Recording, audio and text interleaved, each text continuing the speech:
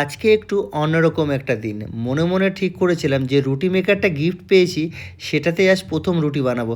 সত্যি বলতে কি আগে কখনো কারেন্টে রুটি বানানোর অভিজ্ঞতা ছিল না। তাই একটু ভয়, ভয় লাগছিল। জানি না ঠিক হবে কিনা। তবুও সাহস করে ট্রাই করলাম। শুরুতে রুটি বানাতে গিয়ে দেখি সরে, সরে যাচ্ছে। ঠিকঠাক হচ্ছে না। মনটা একটু দমে গেল। কিন্তু আবার ভাবলাম চেষ্টা তো করতেই হবে। আমাদের বাড়িতে রুটি একটু বেশিই লাগে কারণ অরিন রুটি খেতে খুব ভালোবাসে। সেজন্যই আজ রুটি মেকারে বেশি করে বানানোর চেষ্টা। এই ফাঁকে বেগুন পোড়াতে দিয়েছি। শীতকালে বেগুন পোড়া আর গরম রুটি এই কম্বিনেশনটা আমার ভীষণ প্রিয়। বেগুনগুলো ভালো করে পুড়ে গেছে। এখন একটু ছাড়িয়ে নিয়ে মাখাবো। সব মিলিয়ে একটা আলাদা আনন্দ কাজ করছে মনে। নতুন, নতুন কিছু শেখার আনন্দ, নিজের হাতে করার তৃপ্তি।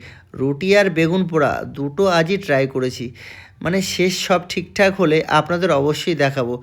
ছোট, ছোট এই মুহূর্তগুলো আমাদের জীবনে বড় সুখ। ধন্যবাদ।